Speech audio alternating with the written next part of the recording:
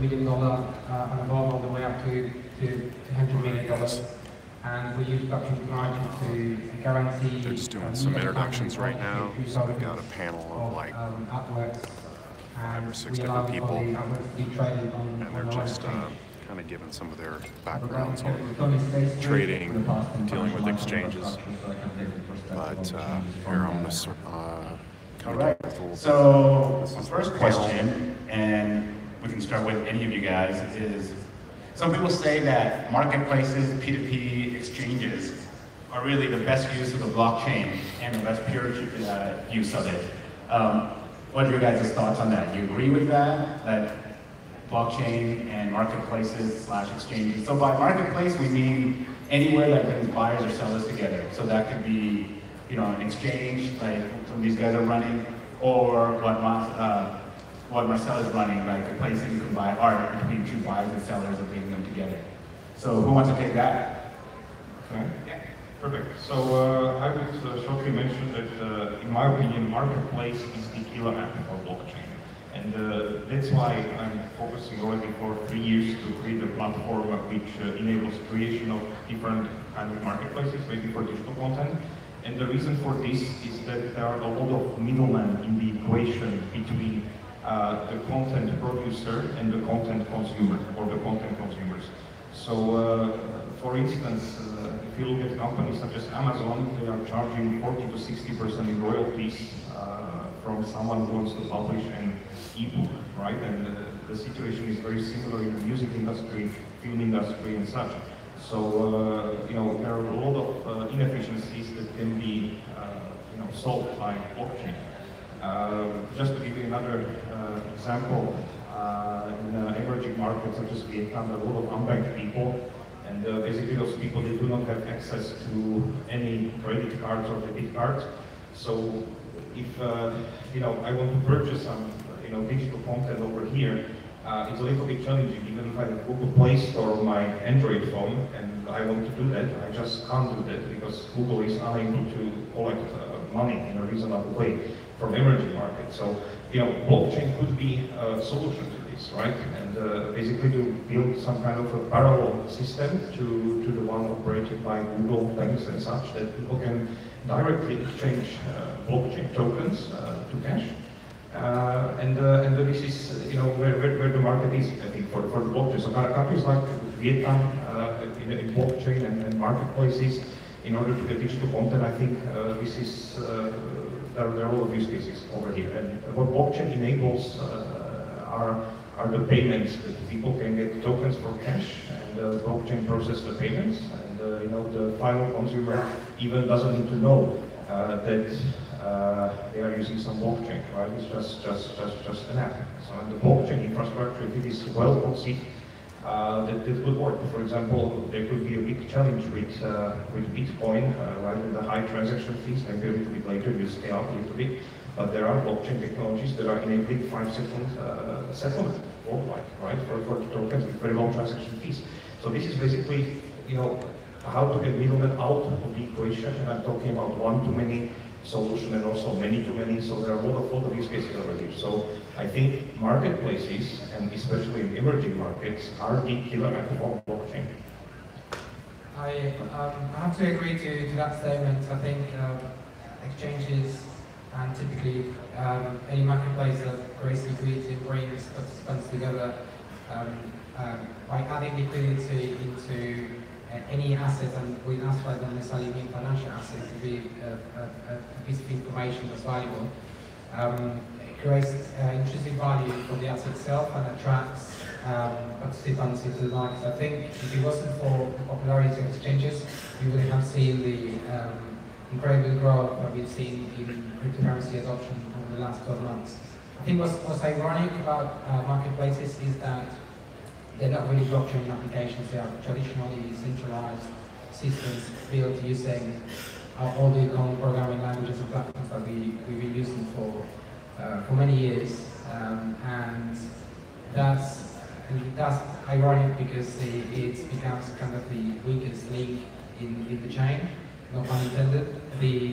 Lots of platforms, because they're centralized, they're exposed to attacks, to cybersecurity attacks, and we've seen way too many cases of exchanges losing money, and probably more than 50, close to 100 over the last few years. And I think that's really an issue that affects the overall stability of the industry, at least when it comes to marketplaces. And we really need a solution, and probably these decentralized exchanges, they could potentially become a solution. But there's other challenges around scalability and performance, and essentially breaking down the user experience into something that is palatable for the users, because right now it's not there. And maybe Kat could comment on that, since they run production. Yeah, I agree with your point about scalability of decentralized exchanges, and how centralized exchanges actually provide a safer haven at this point in time, because we are, as an exchange, we are pro-regulatory. So we work closely with government authorities to do KYC AML checks, and to implement best practices in security, as mandated by the Japan Financial Services Agency, because Quoine is a regulated cryptocurrency exchange there. So for us, that is a key point for our platform to ensure security and safety of our customer assets. That being said, we are also looking at decentralization of our exchanges by building our own blockchain. We see a lot of positive upside in that to potentially scale our business, but again, it's very early days, it remains to be seen. But we definitely see a lot of opportunity there. But just to take a step back to add, the blockchain in itself has more than just use cases for exchanges and marketplaces. Exchanges like ourselves are in the fintech vertical, so we see, and blockchain is an enabler for financial inclusion, where we provide access to capital, access to funding for token issuers that need liquidity for their tokens in the marketplace. So that's where we see our value add, and then blockchain can extend its use case across multiple industries: agriculture, provenance, real estate, fine arts, music. So let's not just focus on blockchain as the use case in finance. There's more use cases. Michelle, it'd be good to get your perspective from the other side. So once again, the question was... Can I beat it back on? Of course, no, that's the whole point. So the whole... You try the ring, but I'm going to bring it up. Yeah. So like I said, to restate the question is blockchain, the best use of blockchain marketplaces and exchanges? Right, so drawing some lines in the sand, right? So blockchain on one angle is a list of records, right? Which is good. So, sorry. To trace it back, trust is a big word, right? So from a blockchain perspective, list of records, immutable, never go away, you have it there, right? No one, kind of in almost never, you're going to have like a wrong key, private key and public key pair going to be on the same line. On the other side, you have exchanges that also trust, right? But trust from a centralization point of view, right? So the two words kind of converge in the same angle, but where do exchanges bring trust? And I speak from a financial services perspective, they are regulated, right? They go through years of processes to get authorizations. They have, the FCA, the SEC, the CFTC, they have people that look at every single line of code, what happens in that exchange, because millions can disappear from one day to another, otherwise you go to jail, and people do go to jail, right? So now, the crypto market infrastructure is growing up tremendously, and we have you're speaking to regulators, that is great news for us. However, blockchain is a tool, right? So, and to your bottom line, and also to other fine arts and other marketplaces, anytime you have to transact something of value and you can digitize that, you have multiple parties, that's a good blockchain use case. Every time you need transparency, that's a good blockchain use case. Every time you need to trace back whoever did anything at any given point in time, that's a blockchain use case. So you have a lot of criteria high level that you can drill down in every type of market that you want, but eventually it's the trust, right? And from an exchange perspective, when people put money in you, the trust, the transformation happens to you, regulation is key. So I agree with you, but also wanted to draw the line in the sand of a tool versus an application.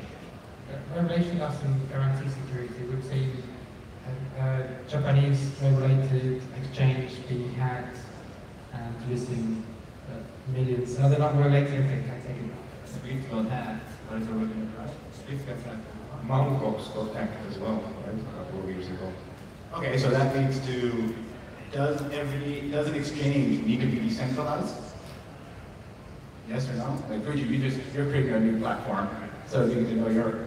Alright, so me being an IC platform, we're doing an exchange soon, but to answer your question, I don't think we have to be decentralized. So he brought up that thing that just recently happened in Japan, Quoine robbed off of 500 something million worth of NEM. Is that the fault of NEM? Obviously not. Is that the fault of Quoine? Kind of yes and kind of no.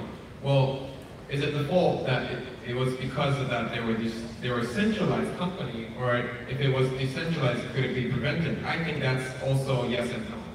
So the thing is that I think exchange doesn't have to be a big, it could be either centralized or decentralized. It's just a matter of fact, how are we going to secure all the funds that's been there? Because being centralized, that's a risk. If there's a, let's say, Quoine, obviously in Shibuya, you see their office, you know that's where the money is. So if you're a robber, obviously, instead of going to a regular bank and trying to steal the same amount worth in US dollar, or you're going to get prison for, death penalty. But Quoine, you rob that so easy, if you have enough information.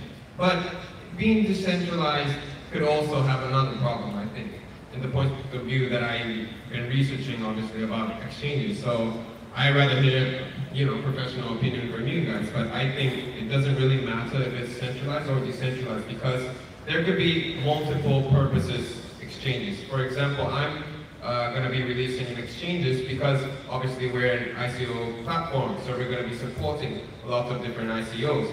And in order for them, after they make their own token, they of course want liquidity. So we want an ecosystem to produce their tokens and also support them in the liquidity wise. So it's interesting for me to hear about decentralized or Quoine, we like Quoine. I think it comes down to, do you want to trust a counterparty, an intermediary, or do you want to trust the protocol? And I think blockchain is about trusting protocols, trusting technology that is open, well understood, and known to everyone. And that's what creates this chain of trust, because things are immutable and it's mathematically impossible to modify and alter data happened in the past. So to me, it's a bit of an irony to try to create safe cornerstones which are centralized and place them in a position of ensuring, because the regulated entities ensuring what we call sort of value chain can be trusted, because that goes against the principles of blockchain. You should trust the computer protocol, because that's never going to cheat you. It's never going to fail. Mathematical operation is never going to give a different number. So as long as you trust summation, you trust that 1 + 1 is going to be 2. And so to me, I think that the future has to be decentralized. What about you, Catherine? Because you guys are a centralized exchange, so you are building your own blockchain as well. Yeah, so just to add my best about the Quoine hack. So that was actually a failure in security processes. Quoine operates hot wallet transfers. So meaning they basically allow customers to do instant withdrawals of their funds. Whereas in Quoine, we practice cold storage wallets. So basically, we have to do manual checks and approvals before we let customers withdraw. So that actually makes it almost hack-proof for us. But it makes customers very angry because, yeah, in the crypto markets today, people want instant service, yeah? So they want to net out their positions within a day, within minutes. So we have to clearly communicate that expectation to customers. So it's a market demand thing versus, how much risk as an exchange do you want to take, and we're very conservative in that. So hence cold wallets. So we could have been the next targeted hack too. Like exchanges get targeted all the time. So we always have to be vigilant, super vigilant. And to Marcelo's point about decentralization, yeah, we do believe that there are multiple approaches to decentralization versus centralization. we're taking the distributed ledger approach where we actually develop our own private blockchain. There's some companies that do that, like Ripple, for example, or even like governments, such as Singapore government is developing Project Quoine, which actually looks at improving efficiency across cross-border payments. So there is truth to that.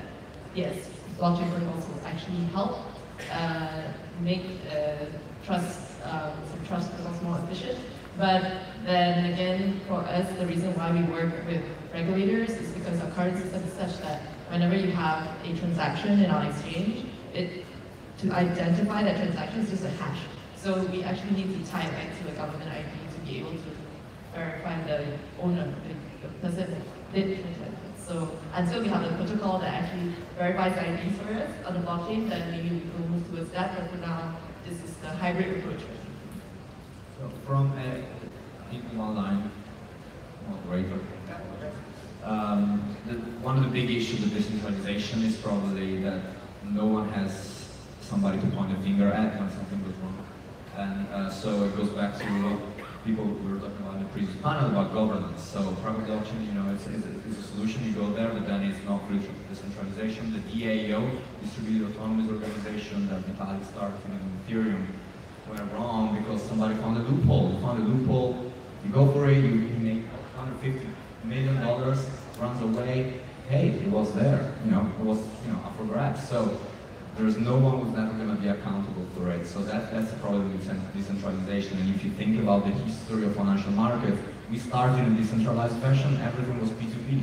And then at some point people started saying, I want to buy something for 3 months. So then the Venetian merchants started creating futures. And then you have an intermediary who can carry gold. And then you have clearing houses, then you have depositories, and then you get to the market where we're now. Now we started digital market, peer-to-peer OTC, and we're moving again towards insurance custodianship. Yeah. So the market always evolves, but we have to make sure that they evolve in a safe way. Okay, so going with that, saying that that's how it used to be and evolved to a debt-ridden world, and it's a cycle of fake money, mass printing. So isn't it better to actually go back and not enter that, fix all that now? So that's a good point. So if you think about gold, so a lot of people make the parallel between gold and Bitcoin, right? Because it's rare, is scarce, right? So store of value, right? And can be store of value, right? But do you want to really go back to that angle we left the gold standard 100 years ago, right? I think regulation brings good things, and then deregulation is also important at times. As soon as it gets too much, people move down, up and down. Is there a right path to innovation? I don't know, but what I'm sure that in the crypto market, because I'm involved in that, there's so many smart people, especially leaving banks and moving away, so they know how it was and they build a new environment. And that's really where I hope a new, easy environment that is well safe is going to be created. If I can comment, you mentioned store of value, right? Gold, and I would maybe question the thing that Bitcoin or blockchain tokens are often thought as stores of value, right? But if you look at the exchange rate of Bitcoin, right, it went up so far. If you compare it with 2011 and today, it went up, I don't know, 10,000 times or even more. But the question is, the thing is that the volatility is still high in those markets, right? And if you take it as a store of value, do we want to have something volatile? What if it goes down 30% tomorrow? And I put it yesterday, right? So this wouldn't be my expectation if I took blockchain assets as a store of value, right? I rather see blockchain assets as a medium of transfer, in the world of marketplaces, decentralized blockchain marketplaces. It can be either totally decentralized or maybe semi-decentralized, based on the use case. I think the trend is towards total decentralization eventually, but even if you look at the exchanges, cryptocurrency exchanges today, the market is dominated by centralized exchanges. And some of them have been hacked, right? The most famous is Mt. Gox, right? It was 4 years ago, also in Japan. How many bitcoins? 700,000 or something like this bitcoins have been hacked at the time, and not many people are actually aware of this who entered the blockchain area this year or last year. So, there are things like this, and what I want to say, the technology to provide fully decentralized marketplaces based on blockchain is not yet there, in my opinion. I think this is something to come, maybe this year, maybe next year. So I think there will be, a lot of centralization still in this area for probably 2 years to come, to 2020, let's say. But afterwards, the trend will be toward decentralization. And what I would like to stress out that the blockchain tokens, in my opinion, are more like a medium of transfer, and the volatility is something, I don't want to say unnecessary, but something not at the best place, right? For example, just to give you an example, in the content distribution use case, if the author wants to get paid, right, for selling his digital content, for example, his music or her videos or ebooks, they are expecting to get paid in the fiat currency, right? The local currency, in VND or USD or Chinese yuan or whatever. They are not expecting to get some volatile tokens. This is not a part of this use case. So I think in many use cases the volatility shouldn't be there, and I think there are already some approaches that are dealing with this. Thank you. All right. So with that, where's the future going? Are we going to see more and more niche marketplaces where that's the best application? Like, for example, our product is a marketplace. We're allowing consumers to basically store their data and having sellers saying, hey, I've got extra storage space, and you can store the data on our computer. And BlueZelle itself is just really a marketplace bridging buyers and sellers. So you guys see more and more niche things happening, or are we going to get dominant players that control everything that's in eBay, which is basically a marketplace for hundreds of different type of applications?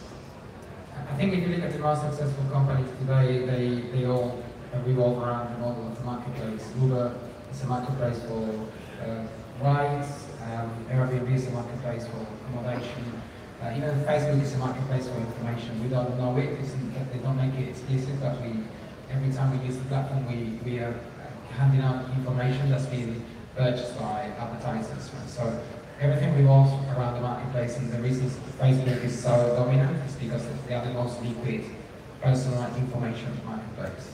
So I think blockchain will naturally follow that trend, and I think we're going to see a lot of vertical applications around marketplaces. I don't think a marketplace that allows people to buy and sell real estate is going to compete with a marketplace like Maecenas, where the target audience could be interested in buying paintings. And the same with ICO platforms, people who want to capitalize on maybe a young startup launching a new venture, and they're creating their own token for that purpose. I think it's the same audience. So I see a lot of opportunities for multiple players to come in and dominate a specific vertical. Okay, Bridget?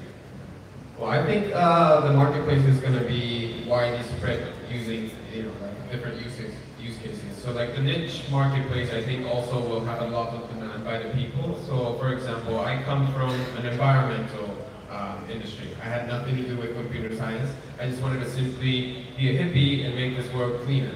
But then when I met blockchain, I thought, oh my God, this could do it. Like, without those kind of technology, we wouldn't actually be, although we all are conscious that our Earth is getting, worse and worse every day, but we're not taking actions. But blockchain could actually, I think, could make an improvement. So let's say in the environmental industry, there are no such thing as Amazon or major global company like that doing specialized for that. But I think with the blockchain idea, many startups could do something similar to that in their own different kind of industry. So I think the niche marketplace is going to be more and more used compared to, like, let's say Facebook for the information technology, Amazon for the e-commerce. But there's going to be similar thing in different areas that we never even thought of that could happen, because we right now only think of it as a business, how we can get profit out of that business. But blockchain is really, I think it's a concept that surpasses like profit. We can do something more, hopefully, human can use this technology in a very right way, and there's going to be a real peer-to-peer, that for the goods, hopefully. All right. Anybody else want to add? So the platform business, the marketplace business you talk about is also something that all banks are thinking about. Goldman Sachs created a platform business with their research, right? So instead of selling it and bundling up with a trading execution fee, they started, hey, what if we build an exchange platform for that, right? So a lot of banks are thinking about it. So that's definitely one trend. The other trend in this space that I see more is people keep asking, is my money, is my Bitcoin, is my crypto token, whatever, safe where it is, right? To your points earlier. And do I pay taxes on it? So all the regulatory angles. So AML, KYC, those are really the big trends that I see, and a lot of people, our clients come and ask some of those questions. So there's one of my mentors that cannot really make a promise or cannot really make a prediction, but that Manchester United is going to end up in the top 10 of the Premier League next year. But these are the trends that we see. So safety, custodianship, and regulation. All right, I think we got time for one question from the crowd, if anybody's got one. Any questions from the crowd? Everybody shy? One over here, all right. Okay. I'm fast, I'm fast with the micro there. Hello, the question is very simple. We all know that the crypto is very, I mean, like, it's not a stable one. It's just like, it can be, there can be a rise of 80% in one day and it will fall in the next moment itself. So we all know this problem exists. So what do you guys think is the best way to stabilize all the cryptocurrencies which are out there in the market right now? I think volatility is not a problem. I think volatility is a result of high liquidity.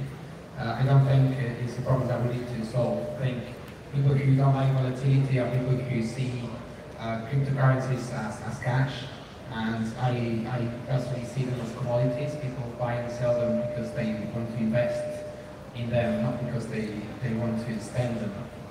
So I don't think it's a problem that needs to be solved. So I would like to comment on this. I do not think this is a problem that needs to be solved, so I will agree with you. But I would like to add that volatility, if we again take it from the point of view of medium of transfer, is something that shouldn't be there, right? Something that shouldn't be there. Even the store value, it shouldn't be volatile. So from those 2 points of view, it's something that shouldn't be there. And there are solutions how to cope with this, right? The volatility is something that is driving the whole ecosystem, like it's fueling the platforms. Like, for example, the volatile ETH tokens are fueling, the Ethereum platform and so on. But there are a lot of, different tokens. Some of them may be non-volatile, and some of them, can actually solve as the medium of transfer and the store of value, right? So volatility is something good, something that is there, but I wouldn't be able to sign an SLA as a company with someone with volatile tokens. It's just something that doesn't work. Right? Depends what they use. Well, what if you say that part of it is just lack of maturity and professionalism on the market, that as people get more educated and know it, the volatility should in theory decrease, because it is a relatively new crowd coming in. It's not the traders or professional guys in who look at technical analysis and bring the volatility down. It's new people who are just understanding how markets work in general. Yeah, I can add to that. The markets are volatile as it is right now because it's a trader-oriented market, so a lot of people are just keeping profit. Just buying highs, buying at lows, selling at highs. So the retail market gets jittery about that, and it's only until more institutional money comes in to help stabilize the markets, and you'll see a little bit more, stability there. But until then, we're going to see a little bit more activity in terms of volatility. And to your point about, tokens as being a medium of trust, a medium of exchange, right? I think that's important to highlight that, because that shows how much trust the community puts in a project's technology and how much they actually believe in the project, that they will actually accept tokens as a method of payment or transfer. And it's also a functional use case, right? Not just an economic one. Cool. Last time up, I want to thank everybody for coming out. Let's give them a round of applause. Thank you. All right, guys, if you guys need more questions, please feel free to. That was basically, just to kind of recap that a little bit, that was, there's the speakers right here, kind of going over the different marketplaces and exchanges. So I kind of just doing some Q&As on some basic stuff that's kind of going on right now. So there's good. They got these seminars pretty much back to back, and considering how there's a few others that I think I'm gonna do some videos on. So I'll check back with you guys here in a little bit.